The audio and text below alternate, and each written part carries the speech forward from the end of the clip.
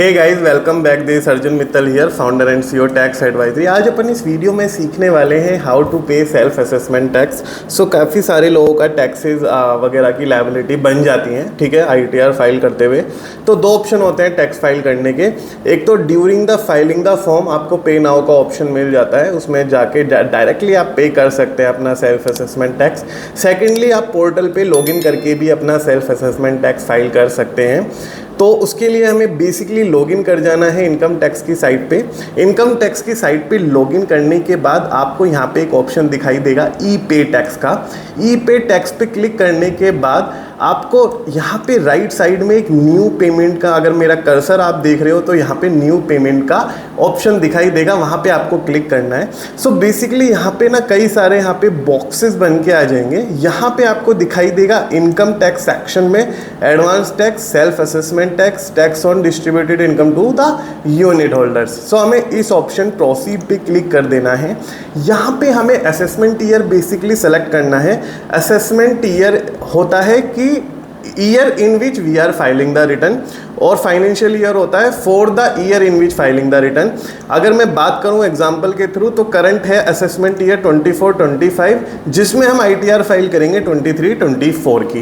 Right, type of payment में यहाँ पे आपको करना है सेल्फ असेसमेंट टैक्स सेलेक्ट। इसके बाद कंटिन्यू पे क्लिक कर जाना है। कंटिन्यू पे क्लिक करने के बाद आपको यहाँ पे कई सारे ऑप्शन नजर आएंगे। सो आपके या तो आपने खुद से कैलकुलेट कर रखी होगी अपनी टैक्स लायबिलिटी की कितनी टैक्स लायबिलिटी आ रही होगी, और अगर आप किसी कंसल्टेंट की हेल्प ले रहे हैं तो मोस्ट प्रोबेबली आपको बाइफरकेशन उन्होंने दिया होगा बेसिकली किस सेक्शन में आपको डालना है।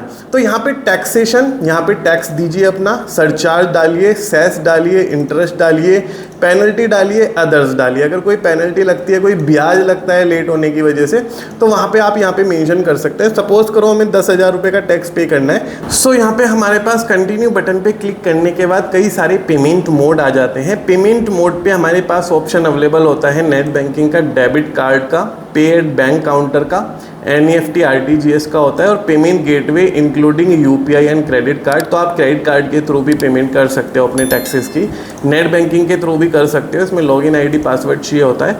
यूपीआई से अगर हम पेमेंट करना चाह रहे हैं अपना, सो ये तो जस्ट गेटवेज हैं। ये ऐसा नहीं है कि इसी बैंकों की यूपीआई आपके पास होनी चाहिए, दीज आर जस्ट गेटवे। आपको सबसे fastest and success rate highly यहाँ पे एचडीएफसी बैंक रिकमेंडेड करूँगा मैं। यहाँ पे आप क्लिक करेंगे तो यहाँ पे एक फॉर्म बन के आएगा, ठीक है। पेमेंट डिटेल आएगा, assessment year, financial year, tax applicability, यहाँ पे सारी चीज़ें चेक कीजिए, अमाउंट चेक कीजिए, पे नाउ पे क्लिक कर दीजिए। अब यहाँ पे आप कंडीशंस को क्लिक करेंगे, एग्री करेंगे, सबमिट टू द बैंक करेंगे। सबमिट टू द बैंक करने के बाद ये हमसे हमारी यूपीआई आईडी या क्रेडिट कार्ड, डेबिट कार्ड पूछेगा।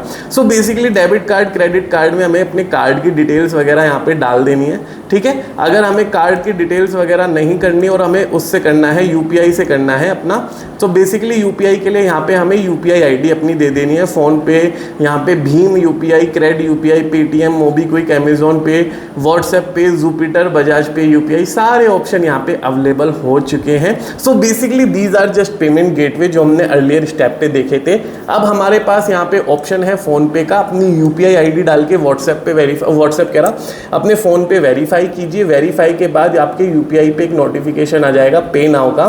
सो यूजुअली आप जैसे आप वेंडर्स को पेमेंट करते हैं रिक्वेस्ट होने पर, वैसे ही आप टैक्सेस की भी अपनी पेमेंट कर देते हैं। सो टैक्सेस पे करना अब बहुत ही ज़्यादा सिंपल हो गया है इनकम टैक्स में।